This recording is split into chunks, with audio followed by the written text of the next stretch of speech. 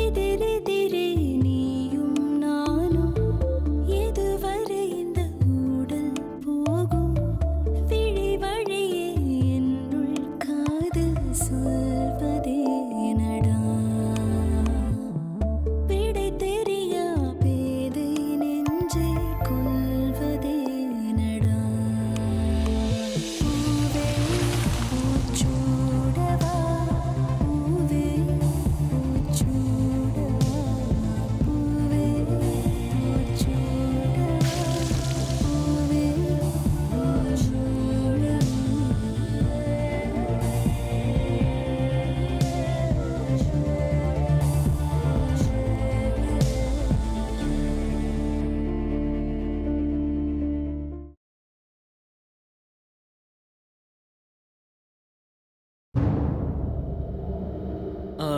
ஐஸ்வர்யா,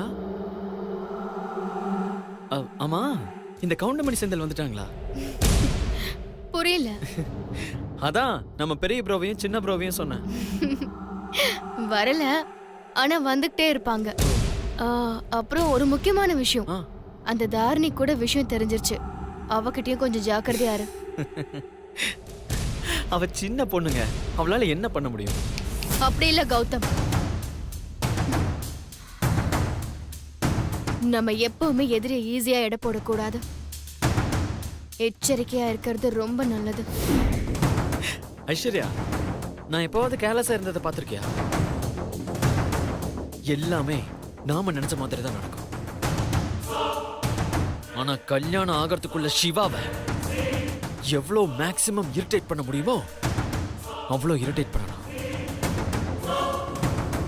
அவனுக்கு பெரிய இவன் நினைப்பேன். அவனோட திமிர ஒடுக்கி மூளையில உட்கார வைக்கணும். That's all. எக்ஸாக்ட்லி. நீ மீனாட்சி கழுத்துல தாலி கட்டினதுக்கு அப்புறம் அவங்க எல்லாருமே செத்த போனதுக்கு சமம். அந்த அதிர்ச்சியில இருந்து ஜென்மத்துக்கு வெளியே வர மாட்டாங்க. Anyway, all the best. Thanks Aishwarya.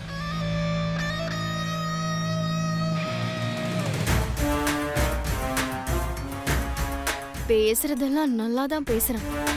ஆனா பிளானை கரெக்டா எக்ஸிக்யூட் பண்ணுவானா இல்ல மீனாட்சியை விட்டு கொடுத்துருவானா?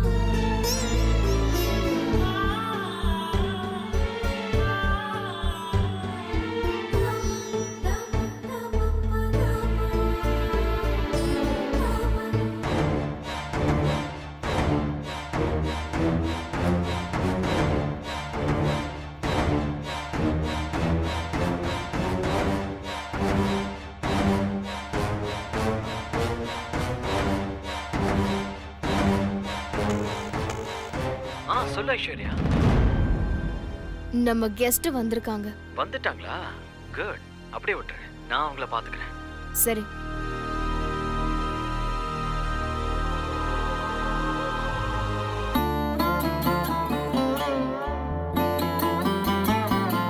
ப்ரோ பாத்தியா ப்ரோ? டேய், யாரோ பாத்துற போறாங்க. வா.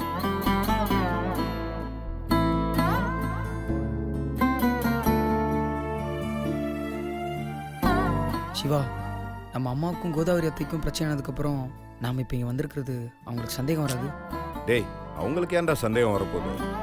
என்னடா இவ்வளோ பெரிய பிரச்சனை ஆனதுக்கு அப்புறமும் இவங்க வந்திருக்காங்களேன்னு சொல்லி ஆச்சரியம் தான் படுவாங்க. கார்த்திக் தான் அன்னைக்கே சொன்னார்ல. ப்ரோ, கார்த்திக் மாப்பிளைக்கு ஒரு ஃபோன் பண்ணேன்.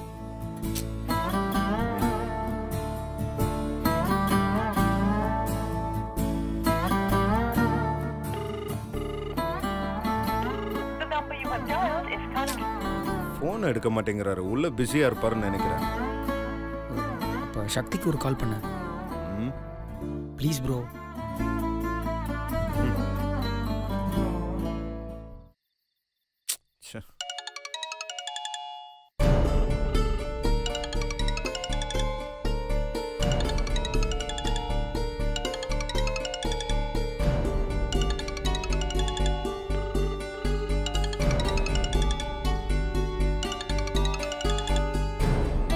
சொல்லுங்க.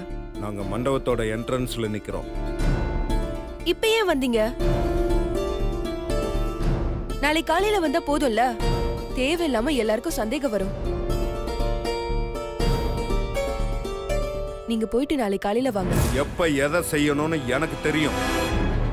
நீ கார்த்திகை இங்க அனுப்பி வை. நாங்க என்ட்ரன்ஸ்ல வெயிட் பண்றோம்.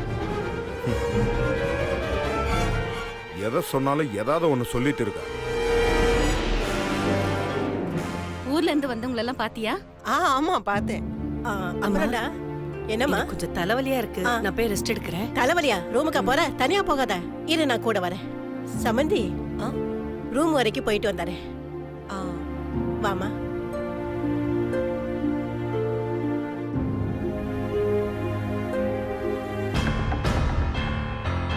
ஹாய் சிவா. ஹாய் கார்த்திக். எல்லாமே ஓகே தானே? நீங்க இன்னைக்கு ஹோட்டல்ல இருந்துட்டு நாளைக்கு காலையில வந்தீங்கன்னா தான் கரெக்டா இருக்கும். ஏன்னா அப்ப எல்லாரும் பிஸியா இருப்பாங்க, உங்களை கண்டுக்க மாட்டாங்க. அதான் சொல்றேன். கார்த்திக், நாளை காலையில வரைக்கும் அந்த கிரிமினல் ராஸ்கல் என்ன பண்ணுவானே நமக்கு தெரியாது. அதனால தான் நாங்க இப்பயே வந்தோம். ப்ரோ, கொஞ்ச நேரத்துக்கு முன்னாடி தானே சொன்னேன் கௌதம பத்தி தப்பா பேசாதுன்னு. டேய், இப்போ ஒருத்தன் உனக்கா தான்டா பேசிட்டு இருக்கேன், பேசாமறா. இப்ப 2 பேரும் உள்ள வந்தா ஏதாவது சொல்லி உங்க சித்தி சித்தப்பாவை சமாளிக்க முடியுமா? சரி வாங்க பாத்துக்கலாம். That's fine. வா. என்ன சக்தி, எதுக்கு டல்லா இருக்க? என்னாச்சு?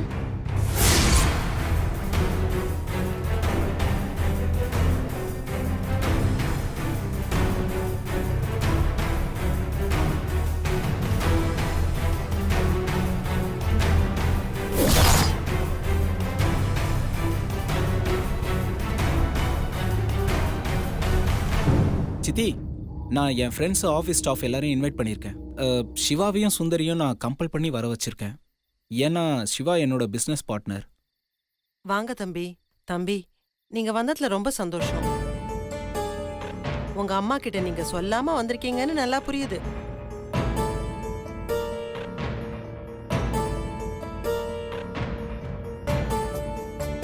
ஒருவேளை யாராவது சொல்லி அவங்க கோவத்தோட இங்க வந்து பிரச்சனை பண்ணா அதெல்லாம் எங்களால தாங்கிக்க முடியாது தம்பி. இல்ல, எங்க அம்மா நாங்க வெளியில போற விஷயத்துல எல்லாம் தலையிட மாட்டாங்க. அது மட்டும் இல்ல, நாங்க இந்த கல்யாணத்துக்கு வரதை எங்க அம்மா கிட்ட சொல்லிட்டு தான் வந்தோம். இல்லடா? நீங்க சொல்றத மறுத்து பொய்ன்னு சொன்னா அது அவ்வளவு நாகரிகமா இருக்காது.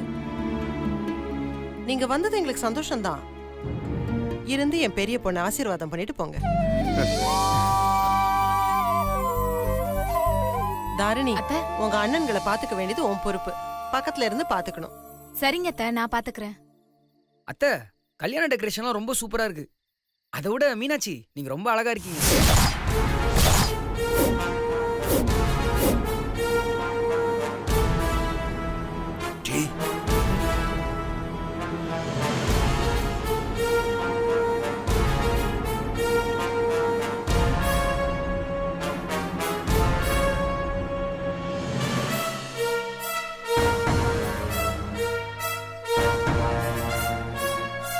மீனாட்சி, நீங்க ரொம்ப ஃப்ரெஷ்ஷா இருக்கீங்க. தம்பி, மீனாட்சி இன்னொருத்தருக்கு பொண்டாட்டியாக போறவ. 4 பேருக்கு முன்னாடி வெளியாள் நீங்க இப்படி பாராட்டுறது அவ்வளவு நல்லா இல்ல. நான் எப்படி அத்தை வெளியாளாவேன்? நம்ம எல்லாம் ஒண்ணுதானே.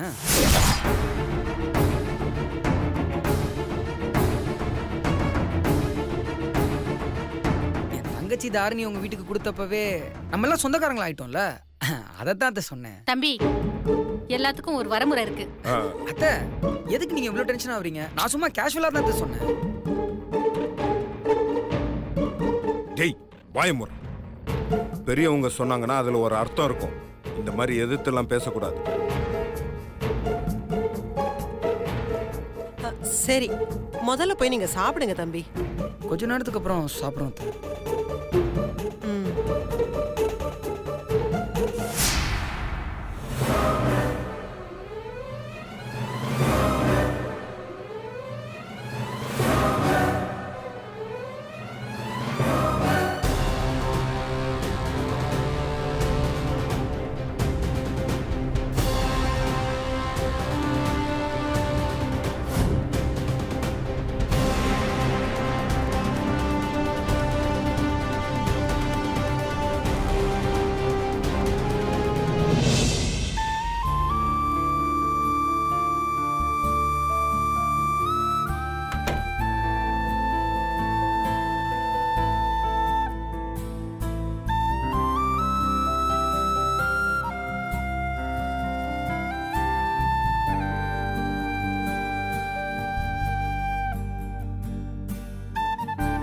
அண்ணி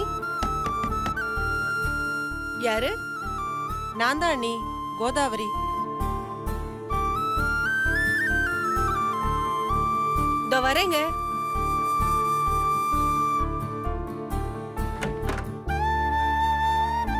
வாங்க.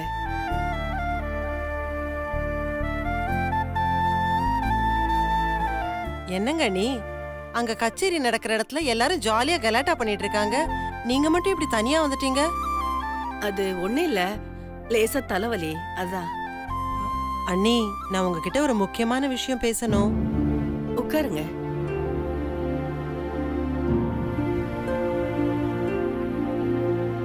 சொல்லுங்க. நான் ஒன்னு கேட்டா தப்பா எடுத்துக்க மாட்டீங்களே? தப்பா எடுத்துக்க மாட்டேன், கேளுங்க. நாங்க ஏதாவது குறையா செஞ்சிட்டோமா? உண்மையை சொல்லணும்னா என் பொண்ணுக்கு இவ்ளோ பிரம்மாண்டமா கல்யாணம் நடக்கும்னு நானே எதிர்பார்க்கலீங்க. எங்க அக்கா பையன் தான் எல்லா செலவும் செய்யறான், என் மருமகனும் தான். அதான் உங்க புள்ள. அவர் வரதட்சணையே வேண்டான்னு கட்டாயமா சொன்னதுனால்தான் அந்த பணத்தையும் போட்டு எங்களால முடிஞ்ச அளவுக்கு சிறப்பா இந்த கல்யாணத்தை நடத்திட்டு இருக்கிறதா நாங்க நம்புறோம். நீங்க வந்ததுல இருந்தே சோகமா இருக்கீங்க. உங்களுக்கு ஏதாவது குறையா பட்டதுன்னா தயவு செஞ்சு சொல்லுங்க, முடிஞ்ச அளவுக்கு நாங்க சரி செஞ்சிடறோம். இல்ல, அதெல்லாம் ஒரு குறையும் இல்ல, எல்லாம் நல்லபடியா தான் நடக்குது. நான் நினைச்சதை விட வேற மாதிரி நல்லபடியா நடக்குது. அப்புறம் ஏன் சந்தோஷம் இல்லாம சோகமாவே இருக்கீங்க? நீங்க சாப்பிடும் போது கூட நான் பார்த்தேன், நீங்க சரியா சாப்பிடவே இல்ல. எந்த ஒரு இதுலயும் கலந்துக்காம நீங்க தனியாவே இருக்கீங்க. ஐயோ, அதெல்லாம் எதுவும் இல்ல, லேசா தலைவலி, அவ்வளவுதான், வேற ஒண்ணும் இல்ல. நான் உன்னை கேக்குறேன், உண்மையை சொல்வீங்களா? ஆ, கேளுங்க. உங்களுக்கு நிஜமாவே என் பொண்ணு மீனாட்சியை பிடிச்சிருக்கா?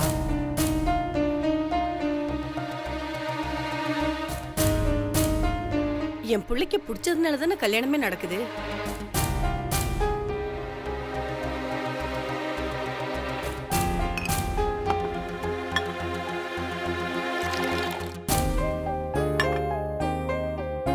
உங்க பையனுக்கு பிடிச்சிருக்கு, அது பார்க்கும்போதே எங்களுக்கு எல்லாம் தெரியுது. உங்களுக்கு என் பொண்ணை பிடிச்சிருக்கா? ஏன் கேக்குறேன்னா, அவ கல்யாணம் ஆகி உங்க வீட்டுல தான் வந்து தங்க போறா. நீங்க அவளுக்கு அத்தையா மட்டும் இல்லாம ஒரு தாயாவும் இருந்து பார்த்துப்பீங்கன்னு நான் நம்புறேன். நான் அதிகமா பேசுறேன்னு நினைக்க வேண்டாம். இவ்வளோ காலம் ஒரு பொண்ணை வளர்த்து இப்ப மாமியார் வீட்டுக்கு அனுப்பும்போது என்னையும் அறியாம எனக்குள்ள ஒரு பயம் வருது. நீங்க நல்லபடியா பார்த்துப்பீங்க, அதுல எனக்கு எந்த சந்தேகமும் இல்லை. இருந்தாலும் எனக்குள்ள ஒரு சின்ன பயம்.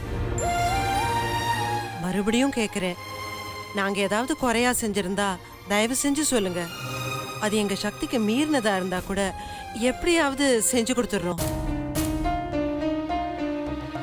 சொல்லுங்க நீ. என்ன சொல்றது, எப்படி சொல்றதுன்னு தெரியல. அது ஒண்ணு இல்ல, எங்க அண்ணன் பொண்ண கௌதமுக்கு கட்டி வைக்கணும்னு எங்க அம்மா வீட்ல எல்லாருமே ரொம்ப ஆசைப்பட்டாங்க. அது நடக்கலைங்கிறதுனால இப்ப கூட முக்கியமான சொந்தக்காரங்க யாருமே வரல, அதுவும் என் அண்ணனே வரல. அதான் யோசிச்சுட்டு இருந்தேன். அதான் தலைவலி குறையல, அந்த டிஸ்டர்பன்ஸ் தான். உங்க மேல எந்த குறையோ வருத்தமோ இல்ல. நிஜமா தானே சொல்றீங்க? அப்ப சரி, வாங்க மண்டபத்துக்கு போலாம். இப்ப வரல, கொஞ்ச நேரம் ரெஸ்ட் எடுத்துட்டு வரனே.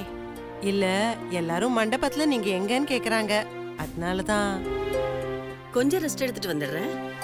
வருவீங்கல்ல? கண்டிப்பா வருவேன். சரி, அப்போ நான் மண்டபத்துக்கு போறேன். ஆ.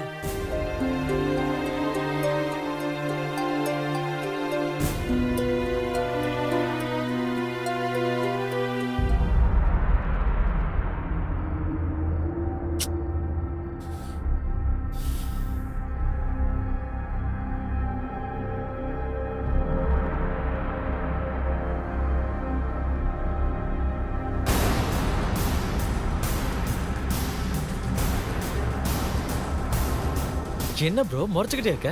ஏதாவது பேசு. டேய், பேசுறதுக்கெல்லாம் எதுவும் இல்ல. நீ ஆடுன ஆட்டத்துக்கெல்லாம் ஒரு முடிவு கட்டுறேன்டா. ப்ரோ, எல்லாபடியும் நான் மூடிட்டேன். உன்னால எதுவுமே பண்ண முடியாது. ஆனா ஒண்ணு மட்டும் பண்ணலாம். நான் மீனாட்சி கழுத்துல தாலி கட்டும் போது நீ அச்சதை போடலாம்.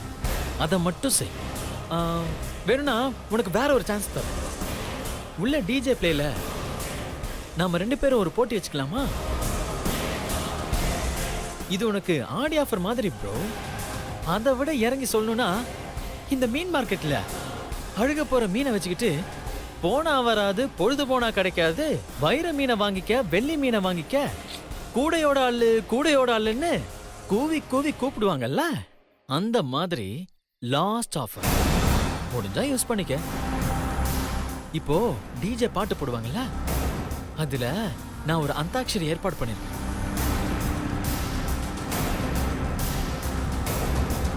என் தோல்ல ஒரு துப்பட்டா இருக்கும். நான் ஒரு பாட்டு பாடி டான்ஸ் ஆடி மீனாட்சி மேல அந்த துப்பட்டாவை போட ட்ரை பண்ணுவேன். நீ உடனே இந்த ஹிந்தி படத்துல வர ஃபேமிலி சாங் மாதிரி நினைச்சுக்காத. இது ஜஸ்ட் பஸ்ல சீட்டு பிடிக்கிறதுக்கு துண்டு போடுவோம்ல, அந்த மாதிரி. அவ்வளவுதான் அதுங்க ரேஞ்சு. இப்ப நான் விஷயத்துக்கு வரேன். நான் பாட்டு பாடி மீனாட்சி மேல அந்த துப்பட்டாவை எறிவேன். அது அவ மேல விழுந்துட்டா நான் ஜெயிச்சிட்டேன். மீனாட்சியை நான் தான் கல்யாணம் பண்ணிப்பேன். ஒருவேளை நீயோ உன் தம்பியோ அந்த துப்பட்டாவை தடுத்து பிடிச்சு மீனாட்சி மேல போட்டாலோ, இல்ல உங்க கைக்கு வர துப்பட்டாவை என்ன மீறி அவ மேல போட்டாலோ, நானே இந்த கல்யாணத்திலிருந்து விலகி உன் தம்பிக்கே கட்டி கொடுத்துறேன். ஒரு வேளை நானே அந்த துப்பட்டாவை மீனாட்சி மேல போட்டுட்டேன்னா, மீனாட்சி எனக்கு தான். ஒத்துக்கிறியா?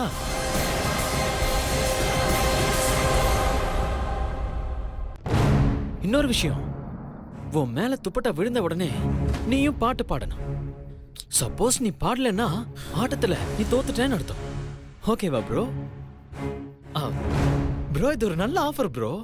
உன்னால நிச்சயமா ஜெயிக்க முடியும். ஈஸியா சுந்தருக்கும் மீனாட்சிக்கும் கல்யாணம் பண்ணி வைக்க முடியும். என்ன சொல்ற? போட்டிக்கு தயாரா இல்லையா? டேய், நீ எவ்வளவு கேவலமானவன்னு எனக்கு தெரியும்டா. Thank you bro, thank you. நான் இந்த போட்டியில ஜெயிச்சாலுமே நீ மாத்தி தான் பேசுவங்கிறதும் எனக்கு தெரியும். என்ன ப்ரோ, கொடுத்த வாக்க நான் சத்தியமா மீற மாட்டேன் ப்ரோ. நீங்க என்ன தாராளமா நம்பலாம். உன்னை நம்ப வேண்டிய அவசியம் எனக்கு இல்ல. இருந்தாலும் இந்த போட்டிக்கு நான் ரெடி. ஓ, அப்போ ஓகேவா? Super super bro. ஓகே, நீயே எவ்வளவு சூடா இருக்க, அப்போ போட்டி எவ்வளவு ஹாட்டா இருக்கும்.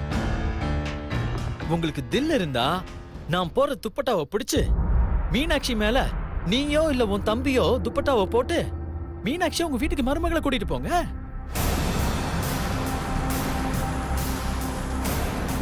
Bro, are you ready?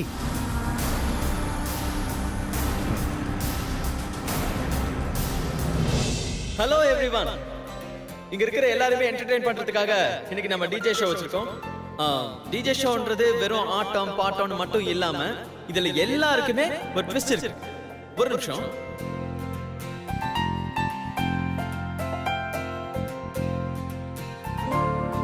பாருங்க, இதுதான் அந்த சர்ப்ரைஸான ட்விஸ்ட். ஷால். இத வச்சு நம்ம என்ன பண்ண போறோம்னா, ஒவ்வொருத்தரா டான்ஸ் பண்ண போறீங்க. சோ ஃபர்ஸ்ட் டான்ஸ் பண்ண போறவங்க ஆடி முடிச்சதுக்கு அப்புறம் அடுத்தவங்க மேல போட போறீங்க. சோ இத கேட்ச் பண்றவங்க தான் நெக்ஸ்ட் கோயிங் டு பெர்ஃபார்ம். ஓகேவா? Okay okay okay, let's play. Ladies and gentlemen, இந்த மேரேஜ் ஃபங்க்ஷன்ல உங்களை இன்னும் என்ஜாய் பண்ண வைக்க போறது உங்கள் டிஜே ரன்பீர் கபூர். இது உங்க மேரேஜ் ஃபங்க்ஷன்றதுனால உங்களுக்கான சாங் இதோ.